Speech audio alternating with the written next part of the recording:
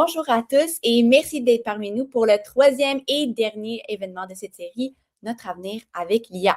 En direct de Exploring by the Seat of Your Pants, au programme aujourd'hui, nous avons L'Assistant Invisible, qui est un événement produit par Aventure 2, animé par moi-même, Zara, et propulsé par Moment Numérique. Nous avons la chance aujourd'hui d'avoir avec nous ce matin Sabrina de Moment Numérique, qui a un petit message pour vous. Bonjour à tous, je m'appelle Sabrina et je travaille chez Moment Numérique, un organisme canadien à but non lucratif qui aide les jeunes à développer leurs compétences numériques et leur esprit critique. Aujourd'hui, nous allons visiter un centre de données. C'est un endroit très spécial où vivent les technologies qui font fonctionner Internet et l'intelligence artificielle. Vous allez peut-être entendre des mots comme serveur, le nuage ou données. Ça peut sembler compliqué, mais ne vous inquiétez pas. On va rendre ça clair et intéressant. Chez Moment Numérique, nous avons créé une activité amusante que vous pourrez faire après la sortie. Vous deviendrez des ingénieurs en IA et vous construirez votre propre intelligence artificielle durable grâce à un jeu interactif. Vos choix vont décider si votre IA est puissante et bonne pour la planète. Donc pour en savoir plus, demandez à votre enseignant comment votre classe peut participer au défi digital 2030. Il ou elle pourra s'appuyer sur le guide de l'éducateur inclus pour réaliser cette activité en classe. Bonne continuation et amusez-vous bien. Merci Sabrina et à l'équipe Moment Numérique, mais allons-y. Rappelez-vous le premier programme de la série Notre avenir avec l'IA, où nous avons appris comment l'IA nous aide à construire des maisons et d'autres bâtiments dans nos villes plus rapidement et à moindre coût. Nous avons aussi vu comment les modèles numériques, les drones et la réalité virtuelle transforment la façon dont les bâtiments sont construits. Il y avait aussi le deuxième programme de la série où nous avons vu comment les outils propulsés par l'IA révolutionnent les soins de santé. Est-ce que vous vous souvenez de combien d'images il a fallu pour entraîner l'outil d'IA pour les chirurgiens en salle d'opération? C'est plus que 10 000. Alors, d'où viennent exactement ces 10 000 images? Qu'est-ce qui alimente réellement l'IA et l'Internet en général? Saviez-vous que plus que 2,5 milliards de messages sont envoyés à ChatGPT à chaque jour? Chaque question recherchée par Google ou envoyée à un chatbot nécessite que des informations soient trouvées et analysées, puis qu'une réponse soit renvoyée.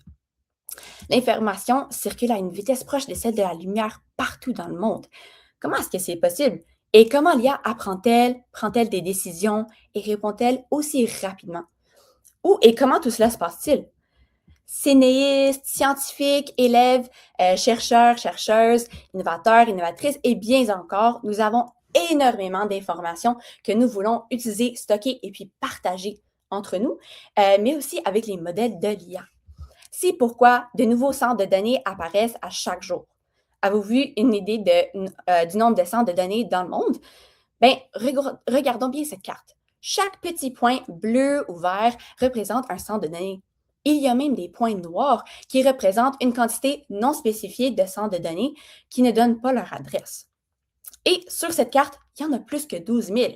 Donc ça, c'est juste pour vous donner une idée de combien de centres de données nous avons sur la carte aussi. Les scientifiques et les chercheuses comptent parmi les plus grands utilisateurs de centres de données et de l'intelligence artificielle. Pour eux, un centre de données, c'est comme un cerveau géant. Les serveurs sont comme des cellules du cerveau et les câbles sont comme des signaux qui circulent. Et les données elles-mêmes ressemblent à des souvenirs. Imaginez le nombre de souvenirs nécessaires pour alimenter l'IA. Et c'est exactement ce que nous allons découvrir aujourd'hui. À la fin du programme, on aura aussi un quiz Kahoot. Donc, vous aurez le code ici en bas de l'écran. Alors, écoutez bien, parce que vous allez vouloir répondre super vite pour avoir les meilleures réponses et bien faire dans le petit quiz. Mais à tout moment, vous pouvez poser vos questions dans le chat et je poserai autant de questions que possible à nos invités aujourd'hui. Et nous aurons une classe au programme qui posera ces questions en direct.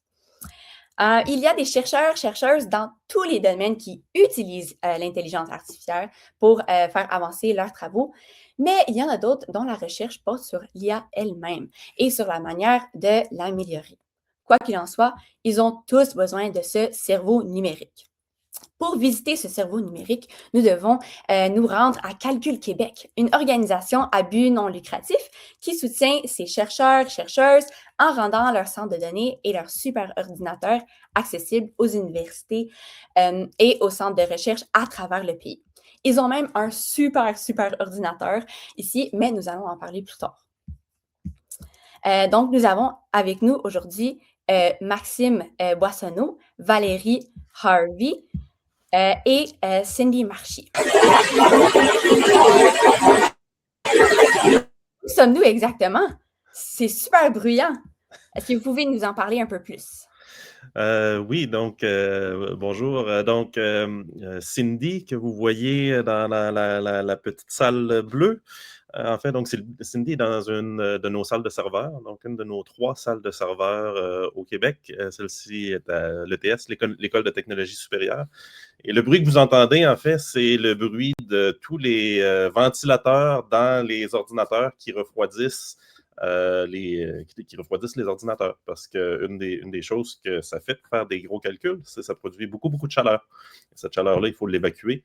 Et c'est pour ça que c'est très bruyant dans les salles de calcul. Donc, c'est comme un peu quand nos ordinateurs, eux aussi, se réchauffent, on entend ce bruit-là, c'est les fans qu'on entend? Oui, exactement, sauf que c'est multiplié par 10 000.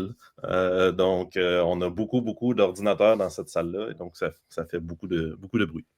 OK, wow! Puis pourquoi est-ce qu'il y a pas de lumière? Ça, c'est pour l'effet visuel. En réalité, Cindy va pouvoir allumer la lumière, donc comme elle vient de faire. Donc, comme vous voyez, sur les 2 côtés, en fait, ce qu'on appelle des cabinets, c'est un peu des étagères avec un paquet de petits ordinateurs à l'intérieur. En fait, Cindy, je ne sais pas si tu peux en ouvrir un pour voir de quoi ça a l'air à l'intérieur.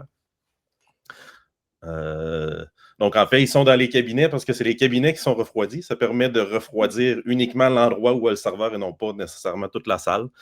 Donc là, vous voyez ce que Cindy montre en haut, c'est des racks de réseau. Donc, c'est pour permettre à tous ces ordinateurs-là qui sont reliés ensemble de communiquer. Et un petit peu plus bas, je crois, donc on voit vraiment les serveurs de calcul, donc avec l'alimentation électrique, avec la même chose que vous avez dans votre portable, mais à plus grande échelle. Vous avez mentionné qu'il ne fait pas nécessairement froid dans la salle. Est-ce que, par exemple, Cindy qui est là à nous montrer tout ça, est-ce qu'elle a froid ou est-ce que la température est correcte pour elle? C'est vraiment juste les ordinateurs qui doivent être refroidis. Ben, la température est correcte pour elle. Et évidemment, il y a des employés qui vont dans ces salles-là et ils n'ont pas besoin de porter un manteau d'hiver et qui vont dans les salles, en fait, pour changer des pièces très fréquemment. Donc, vous pouvez vous imaginer un ordinateur comme votre cellulaire, ça brise à un moment donné. Ben, ces ordinateurs-là peuvent aussi briser et au nombre qu'on en a, il y a des changements de pièces assez fréquents qui doivent être faits. Super. Donc, s'il y a des pièces qui brisent, est-ce que ça arrive souvent? Puis c'est quoi qui casse le plus souvent? Qu'est-ce qu'on doit aller changer le plus? Ça peut être des disques durs, donc qui contiennent l'information, les données de la recherche. Ça peut être parfois de la mémoire vive. Ça peut être différents types de pièces d'un ordinateur. Mais plus souvent, c'est les pièces mobiles, en fait. Donc, les disques durs, c'est un plateau qui tourne. Donc, dès que c'est mobile, ça a plus de chances de briser. Et est-ce que ça affecte le centre de données ou le système pour très longtemps? Est-ce que quand on veut changer ces pièces, il faut le faire super rapidement pour pas briser le système encore plus? Comment ça Non, fonctionne? donc la façon dont les superordinateurs sont conçus, on peut changer des pièces sans même éteindre l'ordinateur. Donc, c'est conçu d'une façon qu'on peut enlever la pièce et mettre une nouvelle pièce. Et c'est redondant, ça reste en fonction malgré tout. Super. Est-ce que vous pouvez nous parler un peu de à quoi ça sert les centres de données? Qu'est-ce qu'on fait avec? Est-ce qu'il y a des certains projets? Comment ça marche? Pourquoi on Oui, centre donc de données? bien, il y a plusieurs. Donc, pour commencer, nos centres de données sont utilisés dans tous les domaines, donc que ce soit la santé, la chimie, la politique, la religion, l'art, tous les domaines aujourd'hui utilisent des serveurs de calcul. Quelques exemples, on a tous vécu la pandémie dans les dernières années. Nos centres de données au Québec ont été utilisés par le gouvernement du Québec, l'Institut national de santé publique, pour étudier l'évolution de la pandémie, prendre des décisions au jour le jour sur quelles mesures de restriction on devrait imposer pour éviter la propagation de la maladie, pour séquencer les virus et identifier c'est quoi les vaccins qui vont être les plus efficaces, par exemple. Donc, ça a été utilisé beaucoup dans les dernières années pour ça. C'est utilisé aussi par Hydro-Québec pas directement nos serveurs, mais il y a des projets avec Hydro-Québec pour, par exemple, identifier quels arbres qui devraient être coupés dans une ville pour limiter les pannes. Donc, dans de la planification de ce qu'on appelle des forêts urbaines.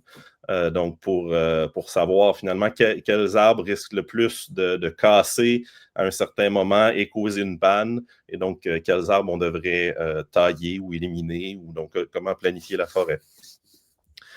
C'est utilisé aussi beaucoup dans l'aviation. Donc, maintenant, il y a des avions, en fait, de nos jours qui prennent leur premier envol sans jamais avoir été testés en laboratoire. Donc, ils sont conçus numériquement, testés numériquement. Et le premier modèle, pas le premier modèle dans lequel il y a des passagers, mais pour des vrais tests en vol, il a d'abord été testé numériquement, puis fabriqué tel quel. Donc, on s'en sert pour à la fois faire des avions plus efficaces, mais aussi pour réduire le bruit qui est émis par les avions.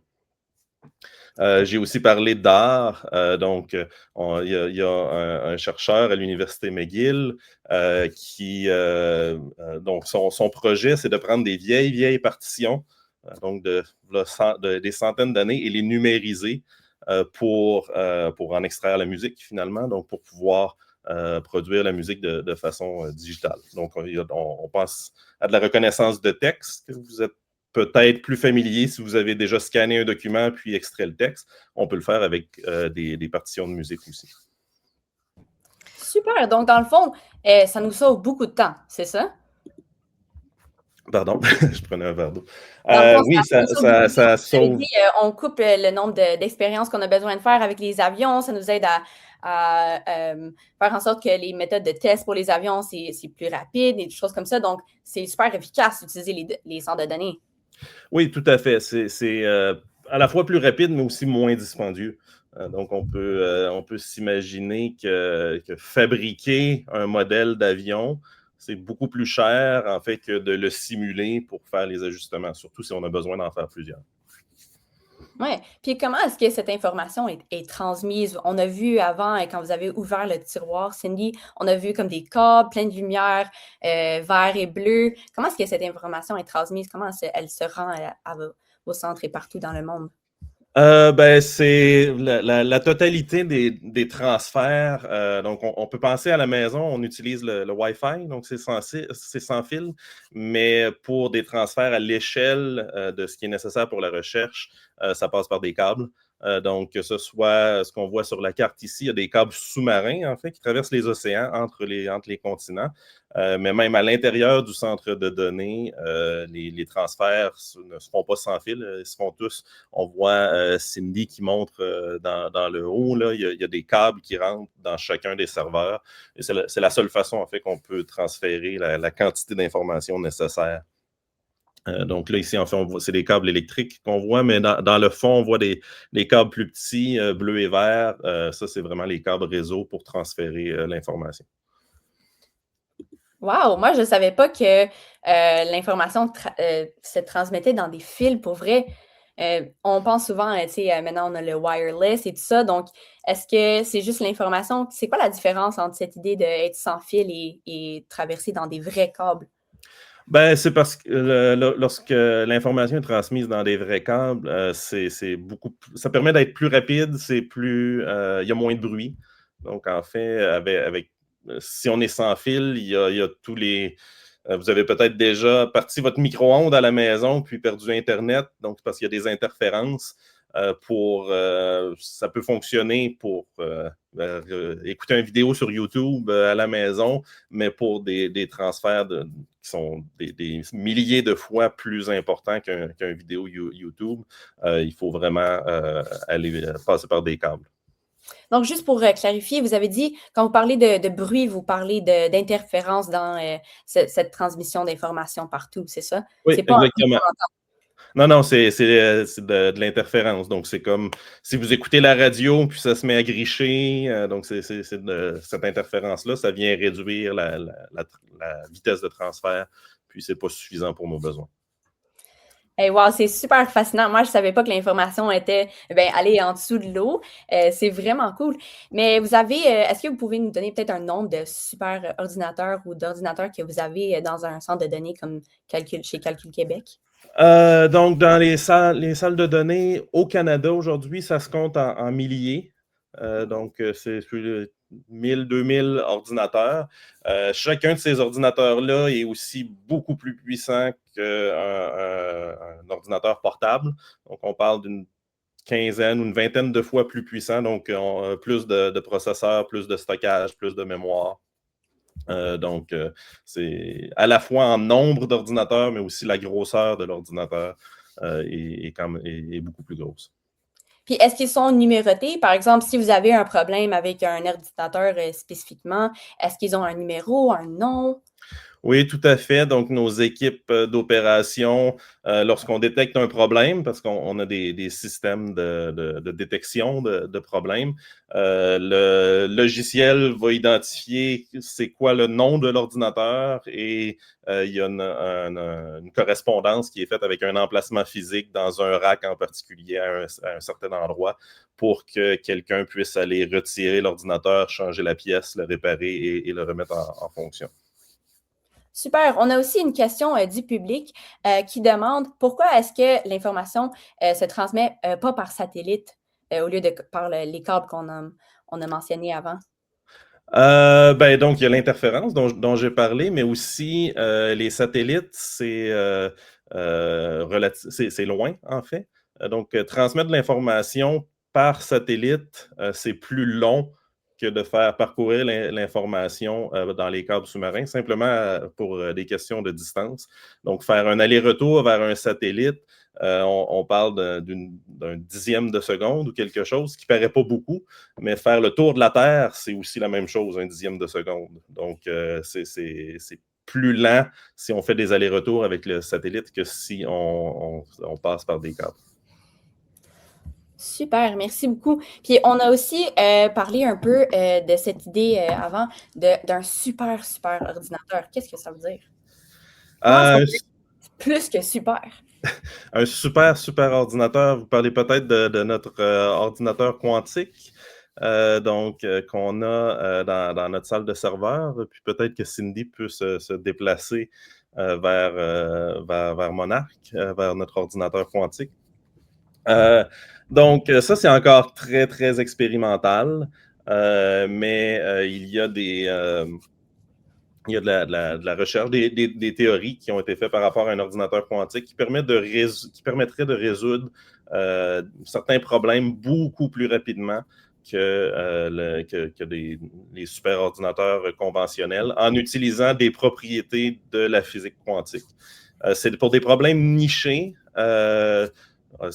Ça vous dira peut-être pas grand-chose. Une des choses, c'est la factorisation de nombres premiers, de nombres en facteurs premiers.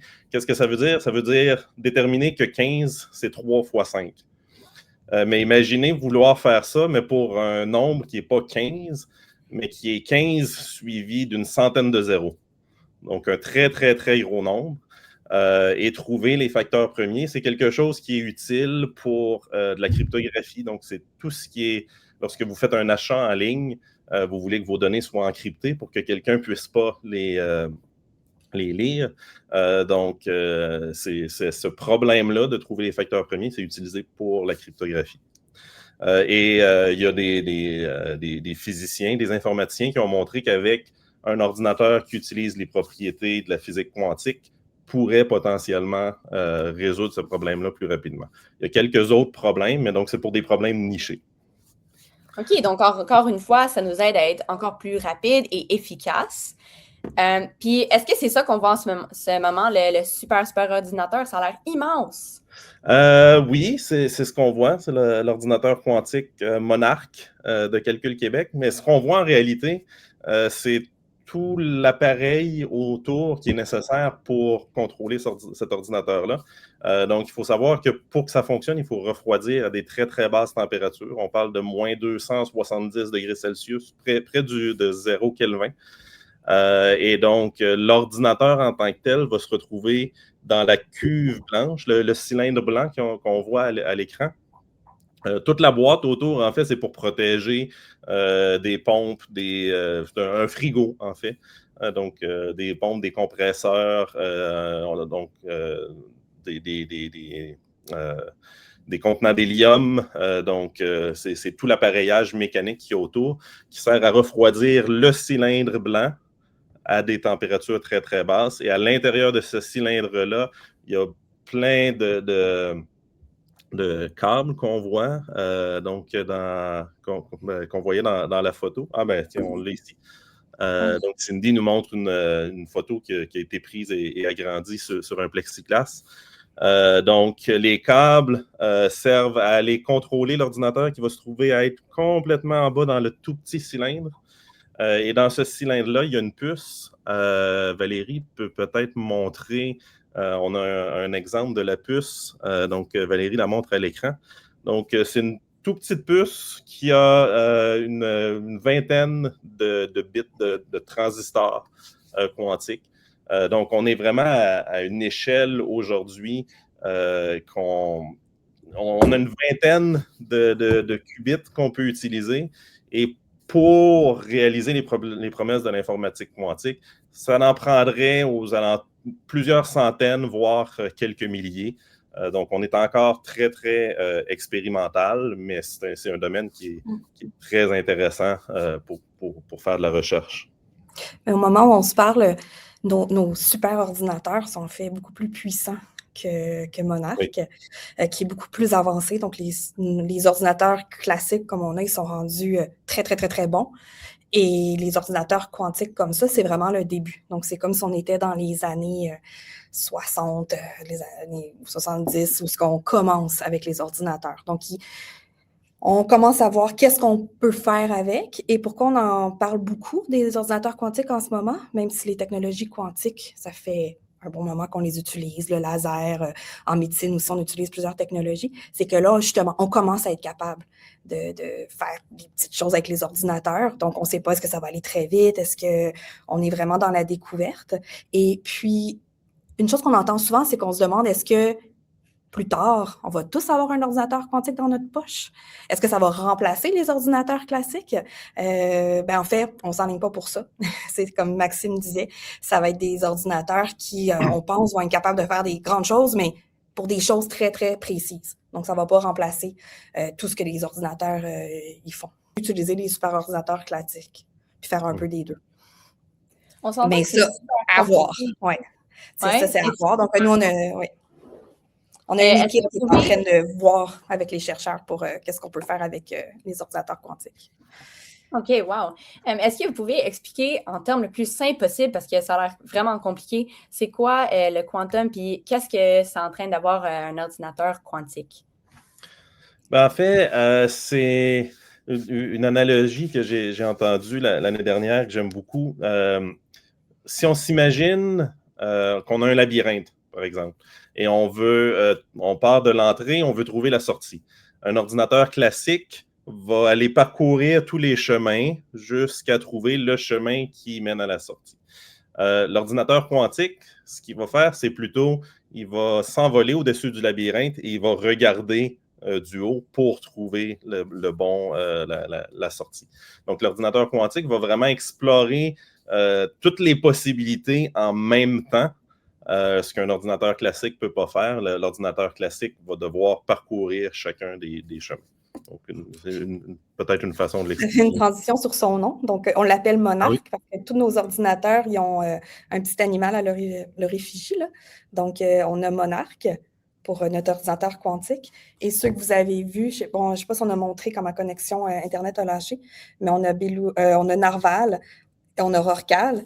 Et on avait Feu Beluga avant. Donc, on leur donne tous un nom. Donc, des animaux du Québec. Est-ce que ça, c'est pour tous les ordinateurs ou c'est pour les super ordinateurs, les ordinateurs quantiques comme Monarch?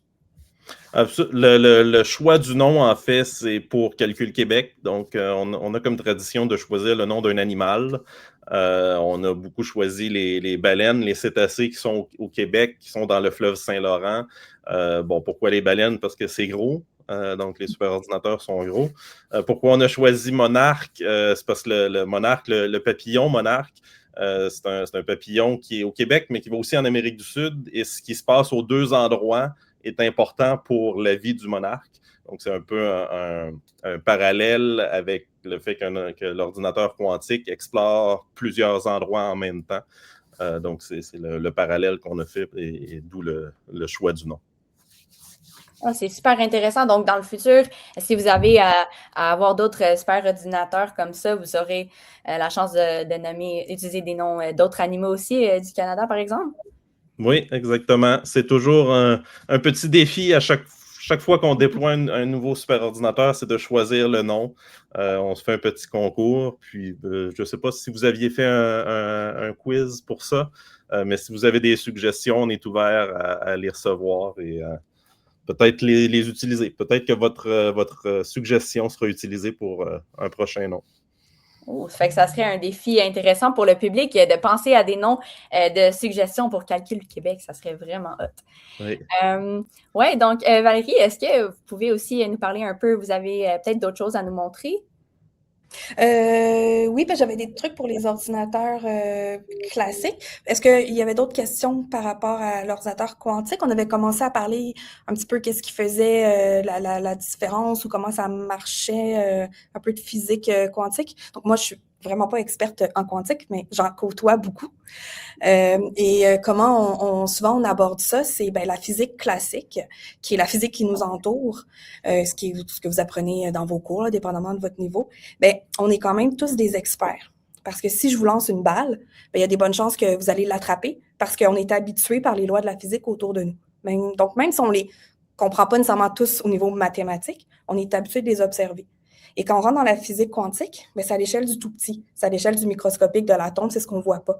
Et c'est là que peut-être certains d'entre vous avaient entendu parler des lois de la physique quantique qui semblent être presque de la magie, de l'intrication, des mots comme ça, où on se dit on a de la misère à comprendre parce que c'est presque contre-intuitif, parce qu'on les observe pas naturellement dans le monde à notre échelle.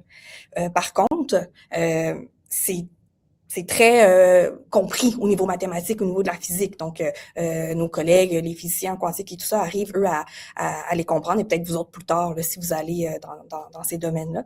Mais c'est assez incroyable. Le plus qu'on apprend, le plus qu'on a l'impression que c'est contre-intuitif. Et c'est, je pense aussi pour ça que peut-être que dans vos séries ou dans vos films, souvent on explique les scénarios de science-fiction en disant « Ah, c'est quantique », puis là, il nous montre l'image que vous avez vue, donc le fameux chandelier là, qu'on a vu avec la puce quantique. On nous montre ça, puis là, ça explique plein de choses, le voyage dans le temps et tout ça.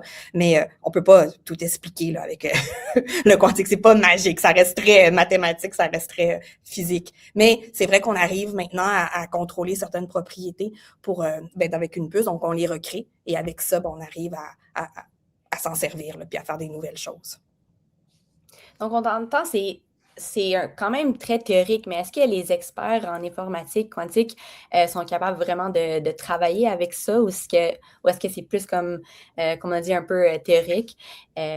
Puis comment est-ce que le monde va-t-il changer si les ordinateurs quantiques fonctionnent vraiment, si on les ajoute, comme vous avez peut-être dit, si on a la possibilité de les avoir dans la vie de tous les jours? Donc oui, les experts arrivent réellement à utiliser ces ordinateurs-là. Donc, ça a été démontré. C'est pas seulement une hypothèse. On sait que ça fonctionne. En fait, la théorie de la physique quantique n'a jamais été prise en défaut. Ça fonctionne toujours. Même, vous avez peut-être déjà entendu des citations d'Einstein qui a dit « Dieu ne joue pas au dé », qui n'y croyait pas vraiment. Einstein ça a été prouvé qu'il a tort. Donc, c'est vraiment comme ça que la nature fonctionne. Qu'est-ce que ça va changer? Donc, j'ai déjà parlé au niveau de l'encryption. Donc, ça risque d'exposer des secrets, en fait.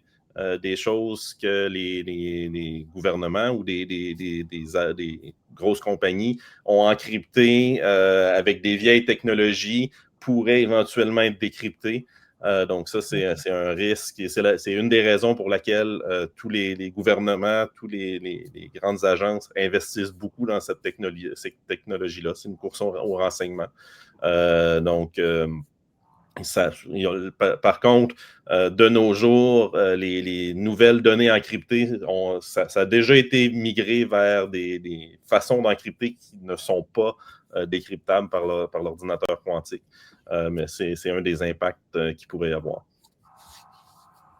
Super, merci beaucoup. Moi, j'avais une dernière question par rapport un peu à ce qu'on avait vu avant. Fait qu'on va changer de vitesse un peu. Pour revenir aux lumières qu'on avait vues dans les ordinateurs, est-ce qu'il y a une raison spécifique pourquoi c'était tout bleu et vert? Vous avez éteint les lumières, puis c'était vraiment beau à voir. Est-ce qu'il y a une raison pour ça? Pour le choix de la couleur...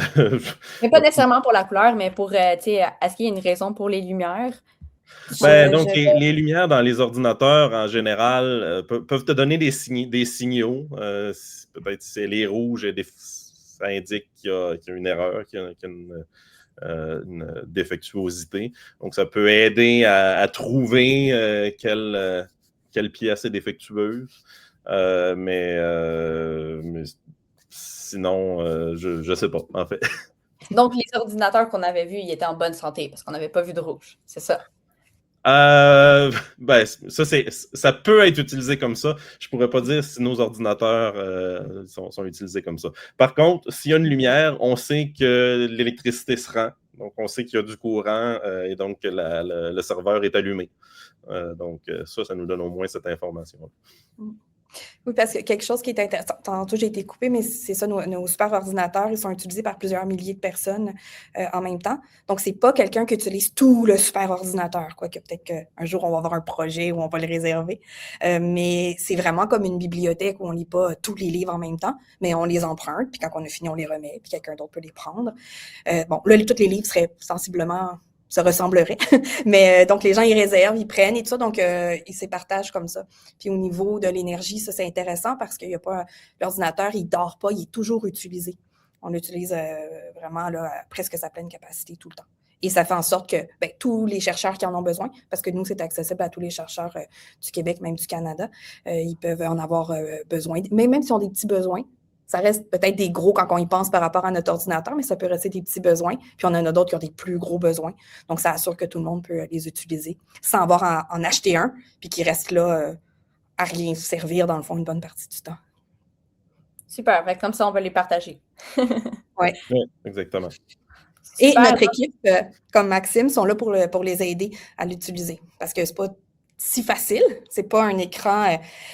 c'est pas un bel écran comme sur nos téléphones à utiliser. Ça reste qu'il y a du code, il y a de l'apprentissage. Donc, Maxime est à la tête d'une grosse équipe qui sont là pour aider, comme c'est plein de domaines de recherche différents. Super. Donc, merci beaucoup. On a une classe qui aimerait venir poser des questions. Donc, on va leur laisser se joindre à nous. Donc, on a la classe de Madame Lémy. Est-ce que vos élèves ont des questions pour nous? Bonjour. Oui, on a une question pour commencer. Eleanor, est-ce que tu es à l'aise de dire ta question? OK. Eleanor voulait savoir combien de superordinateurs que tu as sur place? Donc, dans la salle à l'École de technologie supérieure, il y a 2 superordinateurs qui sont en fonction, Narval et Beluga, Narval et Rorcal, pardon. Beluga est encore sur place, mais est en train d'être éteint, d'être retiré pour faire de la place à des prochaines infrastructures. Et on a Monarch, qui est l'ordinateur quantique, qui est aussi dans cette salle-là. Et chaque superordinateur, comme a dit Maxime plus tôt, c'est grosso modo 10 000 ordinateurs portables, à peu près. Plus puissants qui communiquent super rapidement entre eux. Puis on a d'autres salles au Québec, comme en fait mon background ici en arrière, c'est une salle qui est à l'Université Laval avec un autre super ordinateur. On a une salle à l'Université de Sherbrooke aussi. Et on collabore avec un réseau de partout au Canada. Donc, il y a des salles dans différentes universités au Canada. Comme la salle où Cindy se trouve, son nom officiel, c'est la salle McGill Calcul Québec, le centre de données. Super, merci beaucoup. On a aussi d'autres questions du public en ce qui concerne le coût d'un ordinateur comme ça. On parle de quelques dizaines de millions de dollars environ. Donc, chacun des nœuds de calcul, des ordinateurs, des petits serveurs dans ces cabinets-là, ça peut aller de l'ordre de 10 à certains jusqu'à 100 000 dollars pour un ordinateur, selon c'est quoi l'équipement qu'il y a à l'intérieur. On peut peut-être montrer à l'intérieur, ça c'est un vieux, là, mais à l'intérieur de tous les étages. Oui, donc en fait, ça c'est ce qu'on appelle en anglais, c'est une blade. En français, c'est quoi, Valérie? Pas grave. Donc, en fait, ici, donc, on voit les processeurs, les endroits où il y aurait les processeurs en bas, il y a les barrettes de mémoire. Ce qui est en vert, c'est ce qu'on appelle la carte mère. Donc, c'est ça qui permet à toutes les composantes de l'ordinateur de communiquer entre elles. Ce qui est en haut à droite, ça serait du stockage, donc des disques durs pour l'ordinateur. Wow, super, merci. C'était une belle démonstration, vraiment intéressant à voir. Je vais réinviter la classe, juste au cas où qu'ils ont d'autres questions. Madame Blaney, est-ce que vos élèves auraient d'autres questions à poser? Est-ce que vous avez d'autres questions à poser? On parle un peu de carrière. J'avais la question de comment est-ce que vous avez commencé dans ce domaine? Qu'est-ce qui vous a motivé de choisir cette carrière ou ce domaine de, je sais pas, pour gagner la vie? Donc, moi, personnellement, j'ai étudié en physique. Donc, j'ai étudié à l'Université de Sherbrooke en physique, en informatique quantique, en fait, en physique quantique. Pendant mes études, j'ai fait beaucoup de simulations numériques sur des ordinateurs comme ceux qu'il y a dans la salle à ce moment-ci. Et donc, après mes études, ayant un background en simulation numérique, j'étais intéressé à continuer à travailler dans le domaine. Et c'est pour ça que j'ai commencé avec Calcul Québec il y a 13 ans maintenant. Cool. C'est super. Est-ce qu'il y a d'autres questions? Non? OK. Combien est-ce que vous gagnez par année? Ça, c'est toujours la question de mes élèves. Donc, je ne dirais pas nécessairement mon salaire. Les salaires des personnes dans notre industrie, ça peut tourner aux alentours du 100 000 $ par année. C'est ce qu'on compte, en gros, 100 000 par personne. Pas nécessairement en salaire direct, mais en salaire avec les avantages et tout ça. En fait, l'équipe de Calcul Québec, on est tous employés d'universités différentes presque au Québec. Donc, moi, je suis employée de l'Université de Montréal, Maxime, l'Université de Laval. On en a de l'Université McGill, l'Université de Sherbrooke, entre autres. On a l'UQAM aussi. Donc, généralement, nos postes, ils vont suivre les conventions collectives qu'on appelle là, des universités. Les grilles salariales. Généralement, considérés comme des bons emplois quand c'est lié à des universités, avec des avantages. Oui.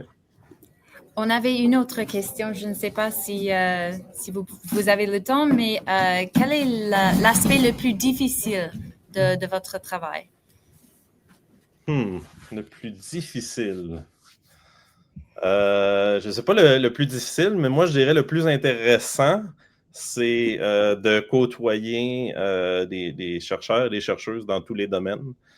Donc, moi, je suis un scientifique à la base. J'ai étudié en physique, mais je trouve ça toujours intéressant d'entendre des groupes de recherche, que ce soit en art, que ce soit en biologie, en médecine, en chimie, en ingénierie, de voir ce qu'ils peuvent faire avec ces infrastructures-là. Moi, donc, c'est intéressant. C'est aussi challenging parce qu'il faut tu apprennes un petit peu que tu essaies de comprendre ce que les autres font. Mais bon, c'est motivant. Oui, je dirais comme Maxime. Ouais, il n'y a pas une journée qu'on n'apprend pas quelque chose de nouveau. de quelqu'un Ouais. dans l'équipe ou de Les l'équipe. journées se suivent, mais ne se ressemblent pas. Ouais, ça a l'air vraiment intéressant comme métier. Le temps file, donc on va prendre quelques questions du public et puis on va passer à notre Kahoot. Donc, dernière petite question. On a parlé des câbles interconnectinaux, puis on se demandait si ils étaient faits de la fibre optique. Oui, en général, les câbles intercontinentaux, c'est des fibres optiques. En fait, c'est plusieurs fibres optiques dans un enrobage pour le protéger, parce qu'on se doute que dans le fond des océans, ça peut être un milieu quand même assez hostile. Mais oui, tout passe par de la fibre optique maintenant. Cool. Bien, super. Merci beaucoup pour votre temps. On va maintenant faire notre fameux quiz Kahoot. Donc, j'espère que tous nos élèves étaient à l'écoute. Puis, on va voir c'est qui le plus rapide. Donc, vous avez le game pin ici. On va vous laisser quelques minutes pour vous joindre à nous.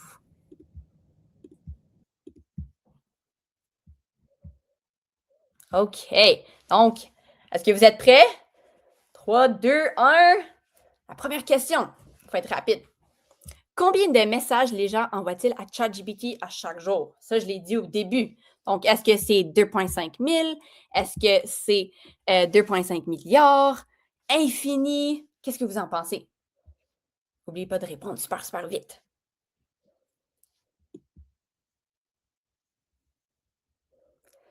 Oh, juste quelques secondes. Et oui, c'était 2,5 milliards. C'est quand même beaucoup, hein? Ça va vite. Donc, bravo à Space Oscillate pour être le plus rapide. Deuxième question. Que font les centres de données? Ça aussi, on en a parlé durant avec nos invités, mais aussi au début.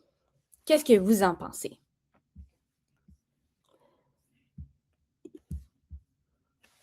Est-ce qu'il y a du monde qui ont déjà répondu super, super vite? La bonne réponse, c'était parce que les serveurs, c'était pour traiter, stocker et transmettre des données. Donc, bravo. Et la majorité de vous l'avez bien eu. Donc, encore une fois, Space Oscillate, plus rapide. On va voir s'il est capable de rester sur le top tout le long. Donc, pourquoi les sortes de données ont-ils besoin de systèmes de refroidissement? Ça, on en a parlé aussi. Est-ce que vous vous souvenez du bruit qu'on a entendu au début? C'était super fort. C'est à cause des systèmes de refroidissement. Donc, pour que les employés soient à l'aise en été, parce qu'il faut geler les données avant de les envoyer, parce que les serveurs et les supports ordinateurs deviennent très, très chauds, ou parce que c'est pas nécessaire, il fait assez froid au Canada. Oui, donc c'était C, parce que les super ordinateurs et les ordinateurs deviennent super chauds. Donc, il faut bien les refroidir pour qu'ils fonctionnent bien. Moi, j'ai hâte de voir c'est qui a... Oh, on a un petit changement. On a encore Space Oscillate au-dessus, mais on a des petits changements dans les 3e, 4e, 5e places. Donc, vous faites une très bonne job. On continue. Quel nom pourrions-nous utiliser pour les prochains super ordinateurs de Calcul Québec? Ici, on a plein de sortes d'animaux, mais d'où viennent-ils? Quelles régions seraient la meilleure? Pensez-y, mais il faut être super rapide. Beaucoup d'animaux, mais vous avez répondu super vite. C'était les animaux du Canada. Donc, on a castor, caribou, cardinal, achigan et requin. Donc, encore une fois, la majorité l'a eu. Ou on a un petit changement. On a Quick Eel qui est maintenant sur le top. Bravo. Prochaine question. Que peuvent faire les centres de données pour être plus respectueux de l'environnement? Est-ce que c'est laisser les lumières allumées 24h/24, utiliser d'anciens serveurs pour des pièces, débrancher les serveurs, éteindre les systèmes de refroidissement la nuit? Qu'en pensez-vous? Je pense que laisser les lumières allumées, c'est peut-être pas la bonne réponse. Est-ce qu'on fait ça chez nous? D'habitude, on a toujours nos parents qui nous disent « Hey, il faut éteindre les lumières pour sauver l'énergie. » Donc, j'imagine que c'est la même chose pour les ordinateurs. Donc, encore une fois, on a Quick Eel sur le top, mais Victorious Narwhal a vraiment grimpé. Donc, bravo à l'élève ou la classe qui joue avec nous. Et la dernière question, quel est le nom du défi de conception en IA auquel votre classe peut participer avec Moment Numérique? Donc, nos options sont IA sans limite, Bâtisseurs du futur, Le grand défi des cerveaux ou Digital 2030. Qu'en pensez-vous? Ça, c'était avec notre petite présentation avec Sabrina au début aussi. Donc, on teste votre compréhension du début aussi jusqu'à la fin. Donc, oui, c'était Digital de 2030. Donc, n'oubliez pas d'aller voir ça si vous pouvez. C'est super intéressant. On va aller voir qui a gagné. Super! Bronzo Wildcat en 3e. Space Oslet en 2e. Et qu'est-ce qu'on a qui est-ce qu'on a en premier? Quick Eel qui est resté sur le top jusqu'à la fin. Donc, bravo, mais aussi un gros bravo à tout le monde qui a bien participé. C'était super. Donc, merci beaucoup. Il est vraiment incroyable qu'il existe tout un monde derrière nos recherches Google, nos vidéos sur Instagram et les chatbots que nous utilisons tous les jours. Pensez aux énormes quantités d'informations que les gens comme vous et comme moi utilisons à chaque jour. Et ces cerveaux numériques pensent plus vite que nous ne pourront jamais le faire. Les centres de données et les personnes qui veillent à ce qu'ils restent opérationnels sont essentiels à la vie que nous connaissons aujourd'hui. Donc, armés de ces nouvelles connaissances, vous êtes prêts à passer à l'action. Vous pouvez maintenant faire partie du défi digital 2030 et peut-être nous aider à trouver un modèle d'IA qui peut trouver l'équilibre juste entre la puissance et la durabilité. Donc, n'hésitez surtout pas à aller voir ce défi-là. Ça a l'air super intéressant.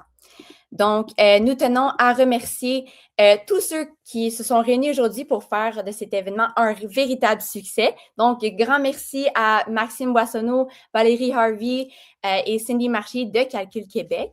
Un gros merci à nos amis d'Aventure E2 pour avoir produit cet événement et bien sûr nos amis de Moment Numérique pour avoir propulsé cet événement. Et vous, notre public, pour votre présence aujourd'hui. Vous avez été super. Merci pour votre énergie, vos questions. Ça s'est super bien passé grâce à vous et votre belle énergie. Mais malheureusement, c'était le dernier programme de la série Notre avenir avec l'IA. Mais nous espérons que vous l'avez apprécié et nous avons super hâte de vous retrouver pour une nouvelle aventure. Donc, à bientôt!